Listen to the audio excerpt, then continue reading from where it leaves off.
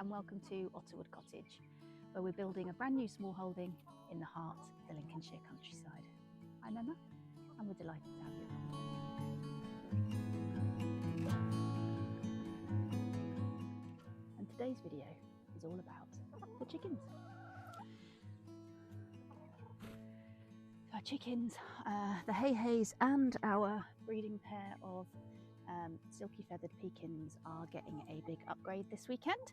So yesterday I already extended the fencing area. So we'd always intended for the HeiHeis to have this whole paddock, but we repurposed the electric fencing that we bought originally for the chickens to the veg plot because of all the dramas in the veg plot that you already know about. And so we had to wait until we could save some pennies and buy some more fencing, which we've now done. That arrived last week. And so the HeiHeis are making some great noises in the background. So that arrived last week. So yesterday I had some time to get that installed. So I'll show you in just a second, but they now have fencing all the way around this paddock with just an area for us to be able to walk alongside with the dogs. It's not currently electrified, but it will be, is the plan, once we've fixed this strand of electric fencing that runs behind the hedgerow, just behind you. We will hook this up so that it is electrified. We are seeing some damage along the bottom of the original fencing from, again, rabbits, but also from the point of view of protecting them from any foxes or mink. We also have mink here, which I haven't seen, but Mama Wilkes has seen, or she thinks she's seen a mink. So we're going to protect them from those. They are absolutely loving already their new kind of jungle to stroll through. So that's the extended area for the HeiHeis, and then we are going to take a little bit of the extended area to build a smaller version of this run, which Mama Wilkes' breeding pair of Silkie-Feathered Pekins are going to go in. So we had originally hoped that we could integrate them into this flock, but these ladies are not being very kind to the chicks and that isn't proving to be very successful. But we do want them to have, at the minute, they've got this space here. So they've got their sleeping space and then they're able to come downstairs for their food and water and to peck around in the grass and the wood chip. Obviously that's not a lot of space as they grow. We have been putting the HeiHeis outside and letting them out into this bigger space to give them a bit more roaming around time and space. But we want that to be a bit more permanent. So Mama Wilkes and Wilkes have bought them a version of this run, a slightly smaller one, which Mr. H and I, they're away at the moment. So as a surprise for them, when they come back, we're going to get that built so that the pair of Pekins have got their own space to be able to roam in, free from worry that the HeiHeis are going to be a bit mean. And then the original fencing that was around this area, we're going to give them a little bit of outside space as well. So that's the plan for this weekend. Let me show you what's happened so far, and then you can come with us as we build the new run. Otter is a little bit nervous about anything to do with electric fencing after a bit of an incident where the fence bit him back. So he's supervising from a safe distance. So this is progress so far. Yesterday I trimmed all the way around the edge, and look at these chickens. They are obsessed with pecking our feet. HeiHeis, it's not kind. So trimmed all the way around the edge and installed this new fencing. And a couple of things, if you're going to get this hotline fencing, it's really good, we're really pleased with it, but the key tip I would give you is you need to get extra poles. So for every stretch, the stretch that they come with, let me just step back so you can see. So the stretch that they come with are from that pole to that pole, that's how they come, but the sag on that goes all the way down if you don't put a second pole in between. So when we bought the fencing, we bought 2 lots of 50-metre fencing and enough extra poles to put one in between each of the runs all the way around. And I would say it's probably an absolute necessity to do that. It doesn't work very well at all otherwise. And the other thing that I would recommend, because we learned from these girls, is that even having done that, it's also worthwhile putting a peg in the ground, again halfway between each of the halfway points, because they can squeeze under, although I guess when it's electrified they would no longer want to do that. Here's the netting, the 25-metre netting we originally had up. There's Mr. H, who's bringing in all of the stuff for the new run. And the other thing that was different about this compared to the netting we've got in the in the veg garden is the hot gate we got is different. Now it was just we ordered a hot gate last time, we ordered a hot gate this time. We didn't realise they were going to be different, but this is a more solid one in comparison to the other one. That did mean that installing this took a bit more time than the other one, because it involved some construction and putting it together, and the instructions that came with it were missing about 12 of the steps that you needed, so it was a case of puzzling it out for myself. But it's pretty good. The jury's out on whether it's better than the other one. Let me just put you down and I'll show you why.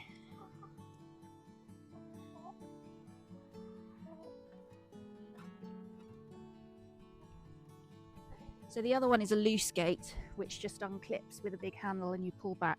This one's a solid gate, which you lift and open. So there's lots of benefits to that, but the main disadvantage I found is that because this isn't completely solid, you do need two hands to be able to close it again, which is fine, but when you're carrying staff eggs and things like that and trying to stop these girls coming out, because they do like to try and follow us, it might be a little bit of a pain. I'm not sure. I mean, it's fine at the minute because it's not electrified, but once it's electrified and you're trying to do it one-handed, I think you could end up catching yourself.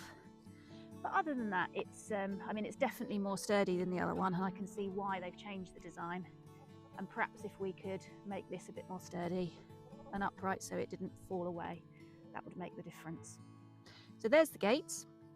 It is raining today. Yesterday, it's like two extremes. Yesterday was so hot, I was actually feeling a bit unwell trying to use the strimmer and things out here. I was getting so hot.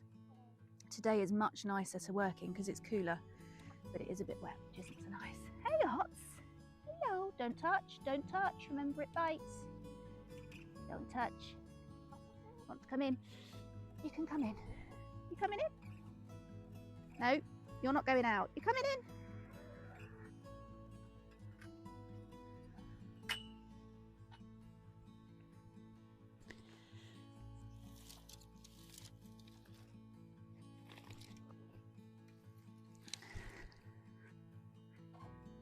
It also means if we put it here, we haven't got to do any more strimming. You helping, HeiHei?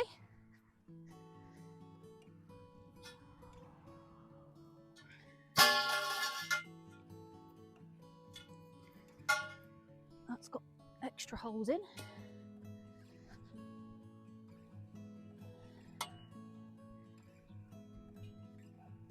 Oh, they're numbered. They're lettered A. 2. Nice consistent lettering system. 4. Ah, no, that is A. 4. 5.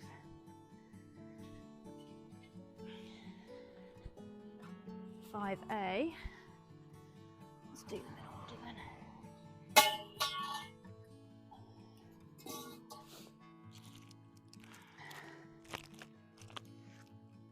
So this is what we're making, an arched version. Can you see that? Yeah. I think I might have to move you into the chicken run because you're getting very wet. Hang on, let's put you in here.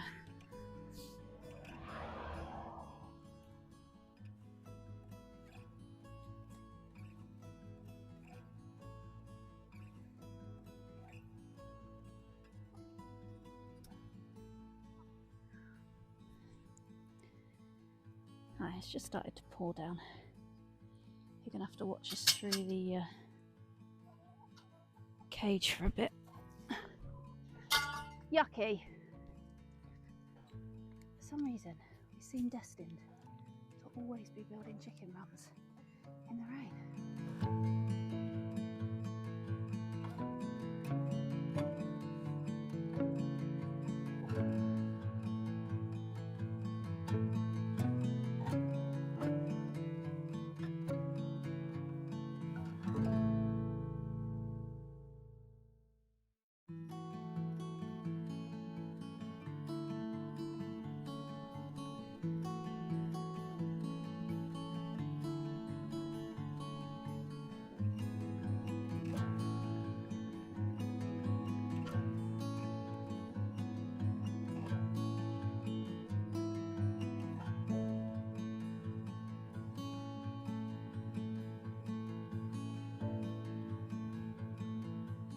Okay, so there's the frame built.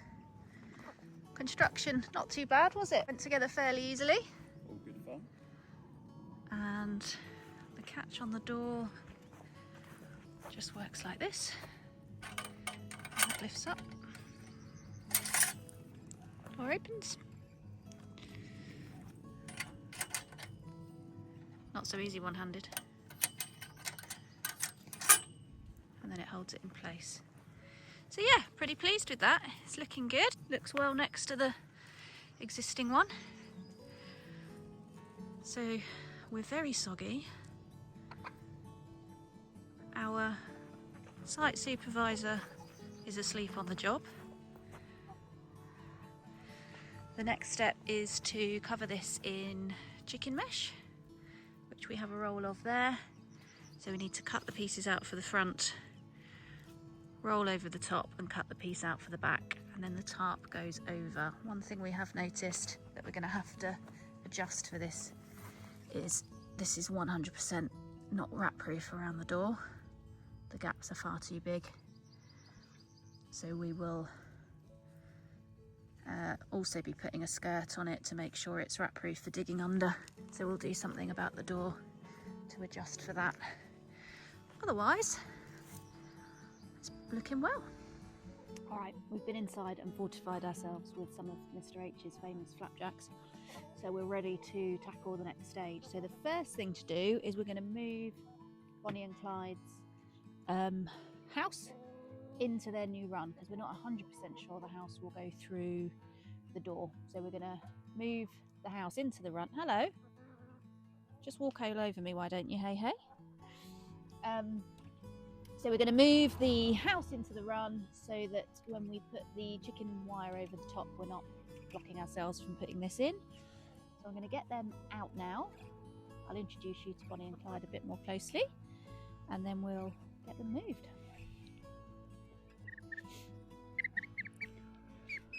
So this is the lovely Bonnie. Isn't she beautiful? And look at her feet. They look like they've got slippers on. She's gorgeous. And this is the gorgeous Clyde, our rooster. And he's just starting to try and crow. It's very cute.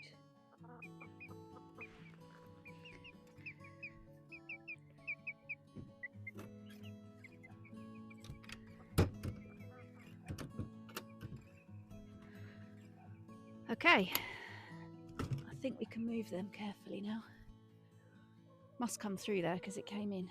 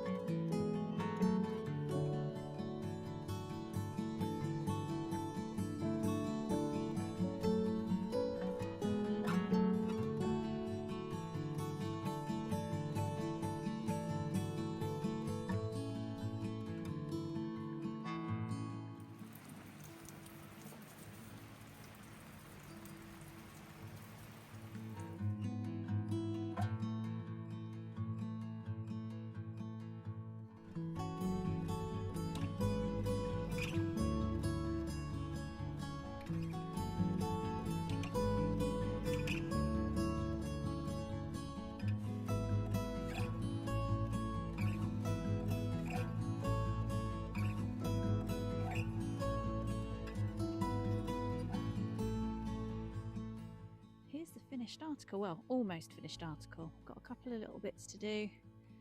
So it came with half a cover tarp, and that's great for now. That will do them for now. When it comes to inevitably the next flock down, we'll just get another so that it's completely covered. So they're not quite brave enough to come out yet, but they can now. Hopefully with their food and water being out, they'll figure out what they need to do. Let me open the door, show you inside. Hey lovelies, are you gonna come out?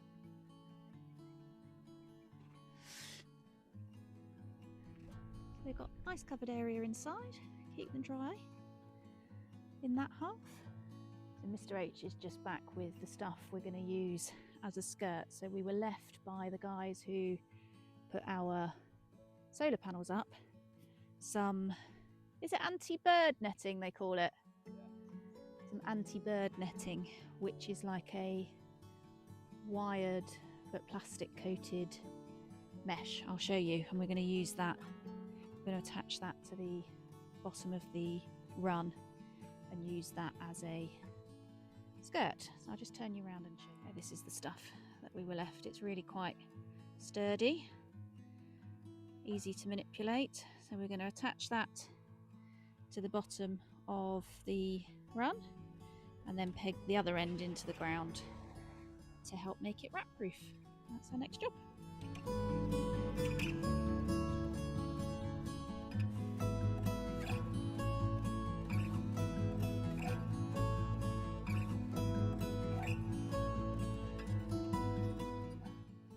All finished. The little pair have been brave and come out, enjoying their new space. We've got a skirt all the way along the edge. Little chicks have got lots more space. Big chicks have got lots more space. Everybody's happy. Mr. H and I are absolutely soaking, so we're going to go and dry off, and we'll catch you on the next one. See you soon.